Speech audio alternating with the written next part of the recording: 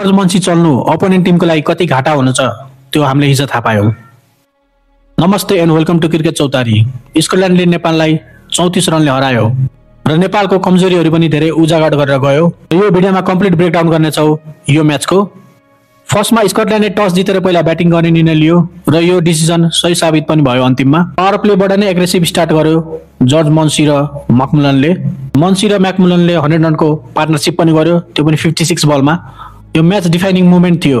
नेपालको field setting र bowling rotation effective देखिएन। नेपालको फिल्ड सेटिङ र बोलिङ चेन्जेसहरू इफेक्टिभ देखिएन। जर्ज मन्सीले 78 रन्स ल्यायो, 6 वटा छक्का र 5 वटा चौकाको मद्दतले, त्यो पनि 200 को स्ट्राइक रेटमा। र मन्सी जस्तो इम्प्याक्ट प्लेयरको रेस्पोन्स टाइमले आएन। नेपालले उसलाई 13 ओभरसम्म रोक्न सकेन। यदि त्यो विकेट पावर प्लेमा लिएको भए म्याचको टेम्पो नै फरक हुन्थ्यो। मिडल ओभर्समा सन्दीप र राजवंशीले टाइट लाइन त राखे, बट लास्टमा लिक्स र क्रसले 48 रन अनबिटन स्ट्यान्ड दिएर टोटललाई 193 सम्म पुर्याए। र नेपालको बोलिङको कुरा गर्दा सन्दीप र ललित बाहेक अरू सबै बोलर महँगा साबित भए। सन्दीप लामिछानेले टाइट स्पेल राखे, 4 ओभरमा जम्मा 25 रन दिएर 1 विकेट लिए। ललित राजवंशीले पनि 10 वटा डट बल राख्दै 1 विकेट लिए, 27 रन मात्र दिए। स्पिनले काम गर्यो तर पेसर इन्कन्सिस्टेन्ट भए। एरी जस्तो स्पिनरलाई पनि आज राम्रैसँग धुलाइ भेटेका छन्। अनसेटल गरे मन्सीले नेपाली बलर्सहरूलाई आज। र टार्गेट 190 पो थियो। नेपाललाई अलिकति गाह्रो थियो तर इम्पोसिबल भने थिएन। तर ब्याटिङ सुरुवातदेखि नै डगमगायो।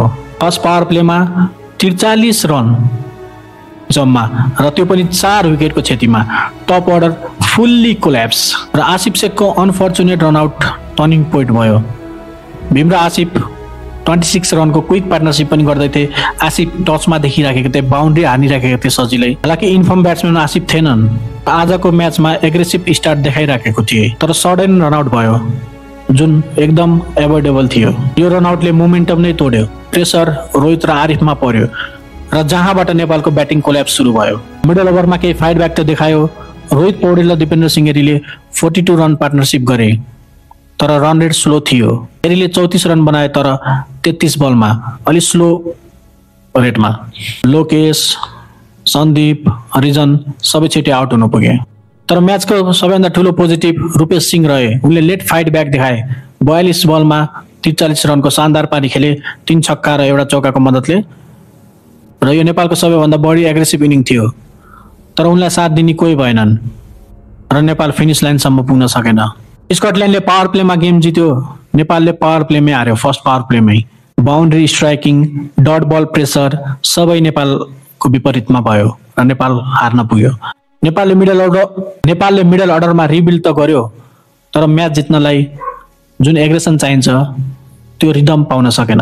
नेपालको हारका प्रमुख कारणहरू: अर्ली कोल्याप्स, सुरुमै ब्याटिङ कोल्याप्स भएको थियो हाम्रो। अनटाइमली रनआउट अफ आसिफको unfortunate run out. No strong top order base, top अर्डरले बेस तयार गर्दैन यो चिजको लागि। र अर्को भनेको टु मनी डट बल धेरै खेल्यो र प्रेसर आफूले आफूमा क्रिएट गर्न सफल भयो नेपाल। र मन्सी लेभलको नक नेपालको साइडबाट कसैको आएन, जुन इम्प्याक्ट त्यो नकले ल्यायो र नेपालको बोलिङलाई तहस नहस बनाइदियो। प्लान कुनै थिएन, भए पनि क्याच मिस पनि गर्यो। फिल्डिङ पनि नेपालको पुवर रह्यो आज। लाइन लेन्थ खराब र केही राम्रा कुराहरू पनि भएको छन्। टप अर्डरमा अलिकति र यो म्याचबाट के लाने त नेपालले के सिक्यो अथवा के थाहा पायो भन्दाखेरि टप अर्डरमा अलिकति रोलमा क्लियरिटी दिनु पर्यो। को एग्रेसर हो होइन, एङ्कर रोल कसले खेल्ने हो, सिचुएसन अनुसार त्यो चेन्ज पनि हुन्छ। नयाँ ब्याट्सम्यानलाई अलिकति आउने बित्तिकै उ गर्न टाइम लाग्छ। त्यसैले त्यहाँ सेट भएको ब्याट्सम्यानले एग्रेसरको रोल लिनुपर्ने हुन्छ। हाम्रो केसमा कुशल भुर्तेल हो एग्रेसिभ ब्याट्सम्यान र आसिफ एङ्कर रोल खेल्नुपर्ने हुन्छ। त्यसमा अलिकति क्लियरिटी देखेन हिजो। र रुपेशलाई फिनिसरको रूपमा सपोर्ट गर्न सकिन्छ।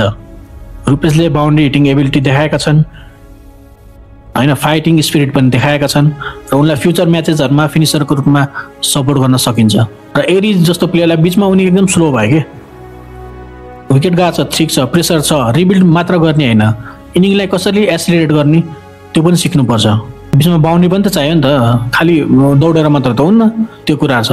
र spin bowling rotation Lamichhane Rajbanshi dependable छन् र उनीहरूकै एराउन्ड नेपालले आफ्नो बोलिङ प्लान बनाउनुपर्छ किनकि उनीहरू हाम्रो मोस्ट इफेक्टिभ स्पिनर हुन्। चाहे जस्तो सुकै विकेट होस् उनीहरूले नै हाम्रा गेममा फर्काइराखेको हुन्छन्। र यो त थियो हाम्रो कम्प्लिट पोस्ट म्याच ब्रेकडाउन। तपाईलाई कस्तो लाग्यो यो म्याच? रुपेश सिंहको पर्फर्मेन्सले के मेसेज दिन्छ टिम म्यानेजमेन्टलाई? कमेन्टमा सेयर गर्नुहोला। भिडियो मन परे लाइक शेयर र सब्स्क्राइब गर्न नबिर्सिनु। म विशाल बिदा लिन्छु। क्रिकेट चौतारीमा फेरि भेटौँला। धन्यवाद।